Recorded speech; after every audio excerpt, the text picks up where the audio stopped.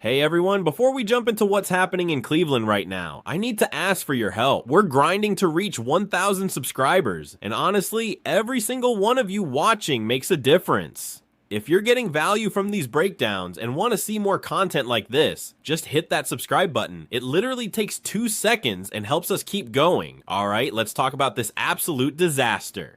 Something is fundamentally broken in Cleveland right now, and I'm not just talking about their record or their offense looking completely lifeless. There's a quarterback situation brewing that makes zero sense on the surface, but when you dig into what Pat McAfee recently exposed, it starts making perfect sense in the worst possible way. Deshaun Watson is still technically the starter, but everyone knows that's theater at this point. The real controversy is what's happening behind him with the young guys, and according to multiple sources, including McAfee's bombshell report, the Browns are making decisions based on everything except what's actually happening on the football field.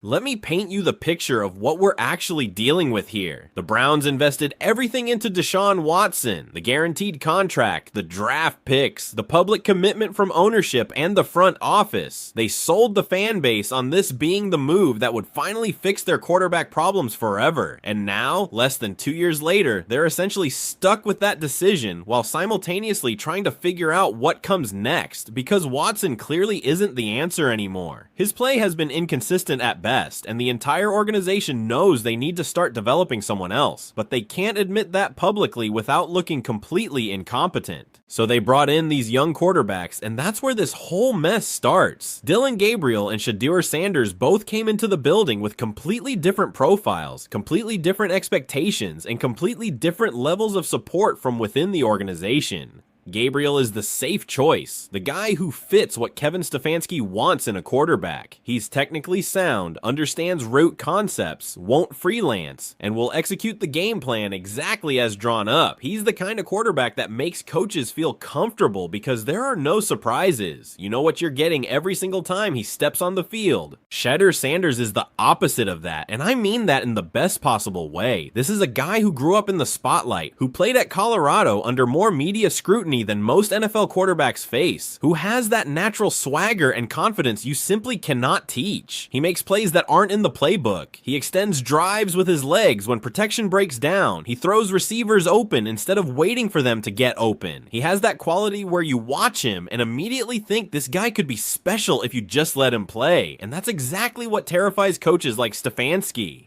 Pat McAfee didn't just speculate about this situation. He had information, real information from people inside that building, and when he went public with it, he essentially confirmed what everyone suspected. This wasn't a merit-based decision. Gabriel didn't win the backup job because he clearly outplayed Sanders in practice or preseason. He won it because that's who Stefanski wanted from the beginning, and everything that happened afterward was just window dressing to make it look like there was an actual competition.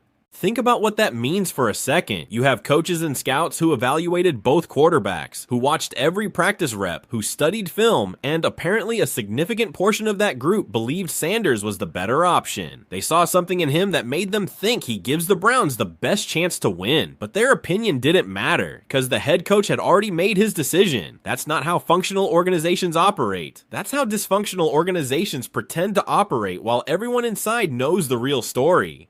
The Vikings game showed everyone exactly what Gabriel brings to the table, and it wasn't pretty. Sure, the stat line looks acceptable if you don't actually watch the game. 19 completions, 190 yards, 2 touchdowns, no picks. But those numbers hide the real story. He was terrified to push the ball downfield. 3 completions on 10 attempts when throwing beyond 10 yards is not being smart with the football. That's being scared of the football. His quarterback rating reflected that. It wasn't just below average, it was actively bad. He played like someone trying desperately not to lose the game rather than someone trying to win it.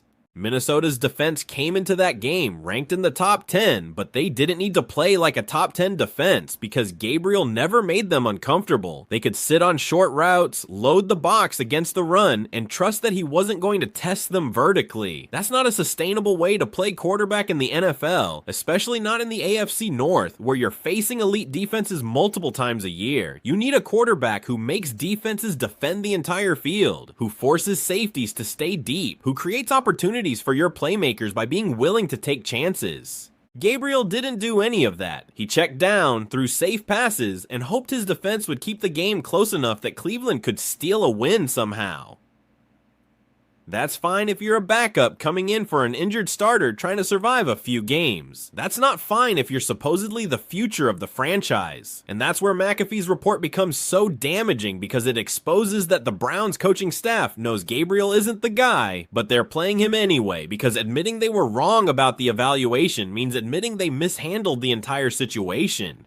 The locker room dynamics matter here more than people realize. When you have veterans who have been in the league for years, who have played with great quarterbacks and terrible quarterbacks, they can tell immediately when something is off. They watch practice, they see who's making throws, who's commanding the huddle, who teammates actually believe in. And when those veterans look at the depth chart and see the wrong guy starting, it creates doubt, not rebellion, not mutiny, just quiet doubt about whether the coaching staff actually knows what they're doing. That doubt is poisonous. It seeps into everything. Guys start questioning play calls. They start wondering if the game plan is actually designed to win or just designed not to lose too badly. They stop trusting that the organization is doing everything possible to put them in position to succeed. And once that trust erodes, it's almost impossible to get back. You can't rebuild trust with speeches or meetings. You rebuild it by making good decisions and showing players you're committed to winning above everything else.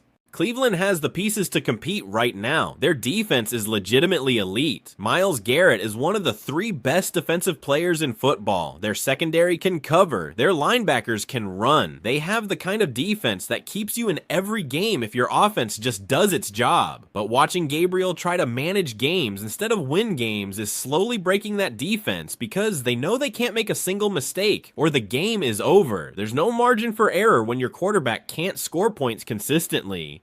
The height thing with Gabriel is real, and people need to stop pretending it doesn't matter. He's listed at 5'11½", which probably means he's actually shorter than that when you account for the usual exaggeration that happens with listed heights in the NFL, where defensive linemen are 6'5" and getting their hands up in passing lanes. That height disadvantage matters significantly. Drew Brees succeeded at a similar height, but Brees had maybe the quickest release in NFL history and processing speed that compensated for his lack of height. Russell Wilson succeeded, but Wilson was one of the most elusive scrambling quarterbacks ever and could extend plays until receivers got open. Gabriel doesn't have those compensating skills. He's not exceptionally quick in his release. He's not a dynamic scrambler. He's a pocket passer who happens to be shorter than ideal for a pocket passer, which creates problems that show up constantly on film. Passes batted down at the line, throws that can't be attempted because he simply can't see over the defensive front. Windows that look open from the sideline but are actually closed because of his sight lines. These aren't minor issues. They're fundamental problems that affect his ability to function in an NFL offense. Now compare that to Shedeur Sanders, who also isn't particularly tall but plays with a completely different energy. He has that quality where defensive players actually have to respect his ability to hurt them. He'll stand in the pocket and deliver throws while knowing he's about to get destroyed. He'll make off-platform throws when the pocket collapses. He has arm strength to make every throw required in a modern NFL offense. But more than the physical tools, he has the mindset. He believes he's the best player on the field. He expects to win. That confidence is contagious in a way that Gabriel's caution never will be. Stefanski's entire philosophy is built around control and predictability. He wants to know what's going to happen on every play. He scripts the first 15 plays of every game down to the smallest detail. He values execution over creativity, consistency over explosiveness. That philosophy can work if you have elite talent at every position and your quarterback is just a facilitator. But Cleveland doesn't have that luxury. They need their quarterback to create advantages, not just avoid disadvantages. They need someone who will take what the defense gives them, but also occasionally take what the defense isn't giving them, because that's how you score enough points to win in today's NFL. McAfee's revelation about the front office adds another layer to this disaster. Ownership apparently saw the marketing value in Shedeur Sanders immediately, the son of Deion playing in the NFL, bringing that primetime energy to a city desperate for something to believe in. Jersey sales would explode, ticket sales would spike, media attention would be constant. From a business perspective, Sanders as the face of the franchise made complete sense. But Stefanski doesn't answer to the marketing department. He answers to his own philosophy about how football should be played, and Sanders doesn't fit that philosophy. That disconnect between ownership and coaching is organizational cancer. It creates impossible situations where coaches feel like they have to defend every decision, where ownership starts questioning whether the coaching staff is actually trying to win or just trying to protect their jobs, where players sense the tension and start choosing sides. Nobody wins in that environment. The franchise splinters into competing interests instead of functioning as a unified organization with shared goals. The third down efficiency against Minnesota was catastrophic and perfectly encapsulates everything wrong with Gabriel as a starting quarterback. 0 for 4 on third downs in the fourth quarter when the game was close and Cleveland needed to extend drives to have any chance of winning. 0 for 4. On at least 2 of those third downs, there were opportunities to attack downfield, to try and make something happen, to give your playmakers a chance to win one-on-one matchups. Gabriel didn't even attempt those throws. He checked down immediately, took the safe option, and let the drive die. Imagine Shedeur Sanders in those same situations, based on everything we know about him, based on his college tape, based on how he performed in pressure situations at Colorado. He's taking those shots. Maybe they work, maybe they don't, but at least there's a chance. At least the defense has to respect the possibility that Cleveland might actually try to win the game instead of just hoping Minnesota makes mistakes. That aggression matters. It changes how defenses play you. It creates opportunities even on plays where you don't complete the aggressive throw because defenses start playing honest instead of sitting on short routes. Mcaffe doubled down the next day, which tells you everything about his confidence in the information he initially reported. He's not someone who throws stuff against the wall to see what sticks. When he commits to a story, especially one this explosive, he has multiple sources confirming details. He basically confirmed that the Browns organization is operating with competing philosophies right now, with some people believing Gabriel needs to be protected and develop slowly, while others think that's wasting valuable time when the team is good enough to compete right now with better quarterback play.